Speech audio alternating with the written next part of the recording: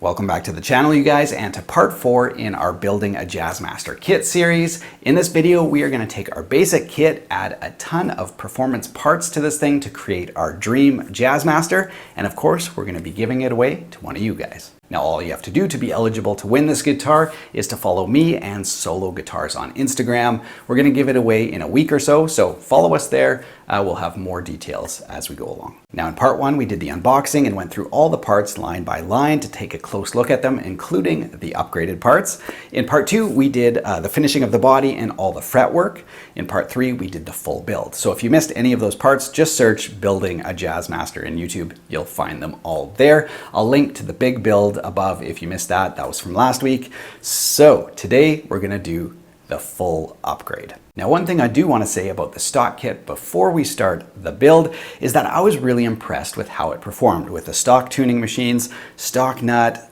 stock Jazzmaster tailpiece, all, kind of parts that you would find on an entry-level guitar, right? But it held tune. And that was like really shocking to me because some kits just don't do that.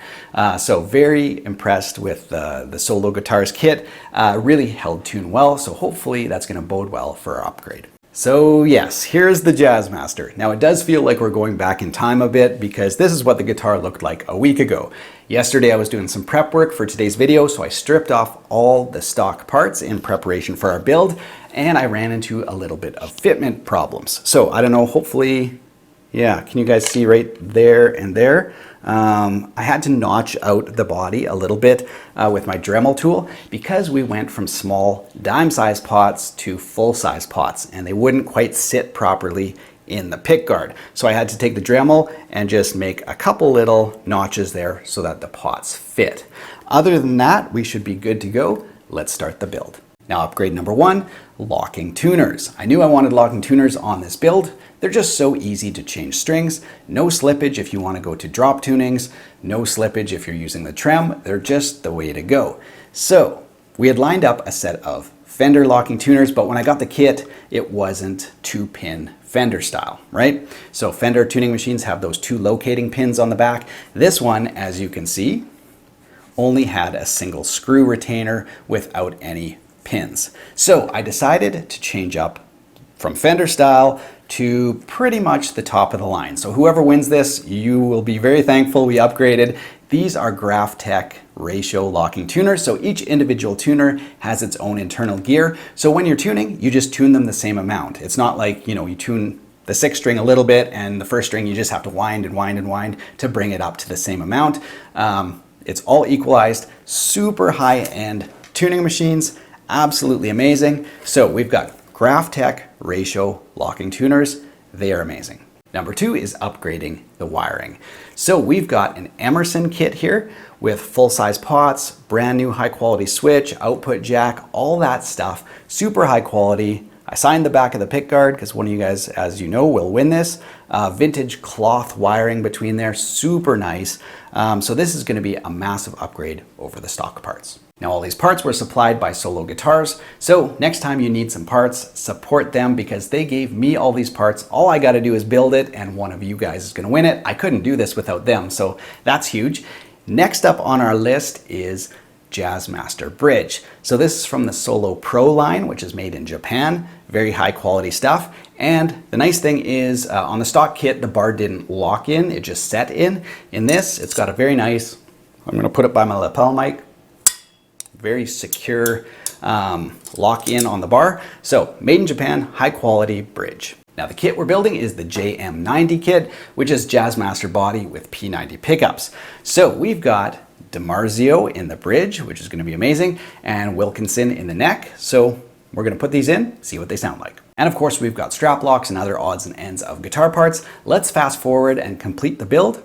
Here we go. So here it is. Here is the finished product. So all upgraded from top to bottom, should be amazing. This DiMarzio in the back, I haven't used it with distortion, but I have a creeping suspicion it's gonna be a beast.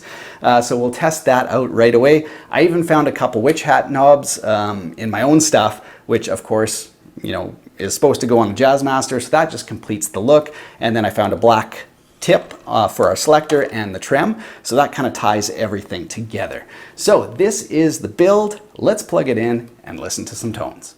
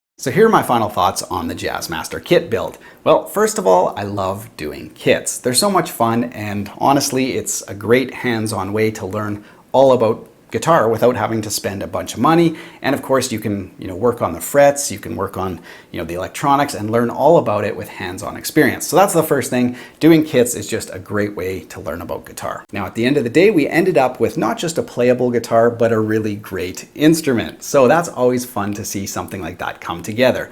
So Jazzmaster trem is floating, so you can bend up and down, and it's been holding tune like a champ. Again, I just rebuilt it today, so it should stabilize even further. But yeah, so, bending up and down, totally great on this.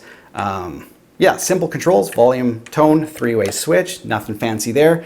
The DiMarzio in the bridge definitely adds a little versatility to it.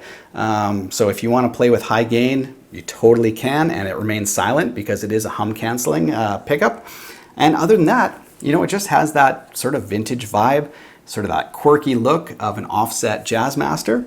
So super happy with the way it turned out. Now the only major problem we ran into was that the stock Jazzmaster bridge did not fit the routing on the guitar. So the part that the bridge sits into, like this, these were simply just too loose. So we had to use the stock Tune-O-Matic bridge, but thankfully it's been holding tune really well, and everybody's pretty comfortable with the Tune-O-Matic bridge, so should be good to go. So as I mentioned before, this guitar is up for grabs, so good luck to everybody who enters. Big thanks to everybody who's been following along on the series. Hope you guys enjoyed it. We'll do the draw in a week or so stay tuned to Instagram. We'll have more information there over the upcoming week.